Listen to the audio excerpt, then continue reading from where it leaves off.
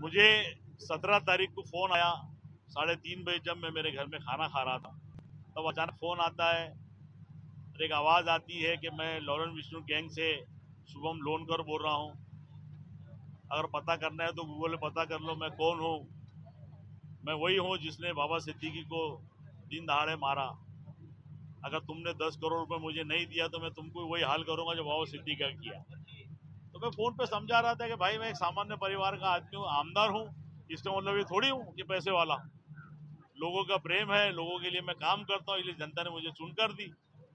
मैं आमदार हूँ इसलिए मैं करोड़ों रुपए लेकर कहाँ घूमूंगा। वो मुझे बात समझने को तैयार नहीं। उसके बाद तो 2 कॉल आए, मुझे जान से मारने की धमकी दी, मेरे परिवार को मारने की धमकी दी। आज नहीं मिलेगा तो कल मिलेगा, 2 महीने बाद मिलेगा, 1 साल बाद मिलेगा, जहाँ मिलेगा वहाँ शूट करेंगे। ये शिकायत लेके मैं अकोला एसपी के पास पहुंचा। अकोला एसपी ने वहाँ पे सोच दखल ली।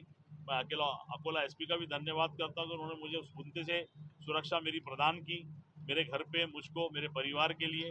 लेकिन आज अफसोस की ये बात है कि जिस विधान भवन का मैं सदस्य हूँ, आज मेरे गढ़ नेता विजय वडेट्टीवार ने वो आवाज उठाई, उसके बावजूद मैं सभापति से बात करना चाहता था कि मुझे भी कुछ बोलना है, तो सभापति ने मुझे टाइम नहीं दिए बात करने।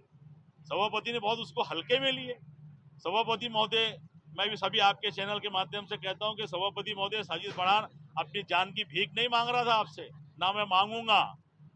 मैं खुदा का बंदा हूं, मुझे यकीन है कि मौत सिर्फ एक बार आएंगी और वो जब तय करेगा तब आएंगी।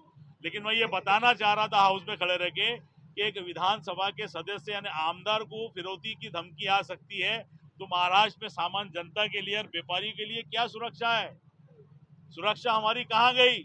इतनी बड़ी सरकारें हम चला रहे, मंत्रिमंडल हम चलाते हैं, कैबिनेट में हम बैठ के फैसले लेते हैं, आए तो सुरक्षा व्यवस्था कहाँ गई? एक आमदार को अगर धमकी का फोन आ सकता तो आम आदमी के साथ में क्या हो रहा होगा? मैंने तो बोल दिया, कोई लोग तो बताते भी नहीं होंगे। तो ये जो व्यवस्था के खिलाफ में मैं बात करना चाहता था। अध्यक्ष महोदय को इस बात की कहीं डर तो नहीं था कि मैं उनसे सवाल करूं, लेकिन मैं सवाल करने के लिए अकोला से बंबई आया हूं। मैं अगर डरने वाला होता तो अपने घर में दुबक के बैठ जाता। मुझे यकीन है कि जो एक आदमी मुझे गोली मारना चाहता है, उससे कहीं ज्यादा लोग मेरे लिए दुआएं कर रहे हैं मस्जिद और मंदिरों के अंदर। मेरे को चाहने वालों की फहरिस्त मेरी बड़ी है, इसलिए मेरा कुछ होने वाला नहीं है। लेकिन मैं इस व्यवस्था के खिलाफ में आवाज उठाने के लिए हाउस में आया था। अफसोस कि मुझे सभापति ने बात नहीं करने दी। ऐसे विषय में अगर बात नहीं करना देंगे तो आप क्या बात करेंगे? तो मैं आपके चैनल के माध्यम से, भले मुझे हाउस में जगह नहीं मिली, लेकिन मैं मीडिया के माध्यम से उन सारे मगरूर सत्ताधारियों को आंख में आंख डाल के बोलना चाहता हूं कि अपनी हालतें सुधारो। एक आमदार को अगर फिरौती का फोन आ सकता है तो आम जनता के साथ में आप क्या कर रहे होंगे, उसकी सुरक्षा का यह सवाल करता हूं। ये आपको कितने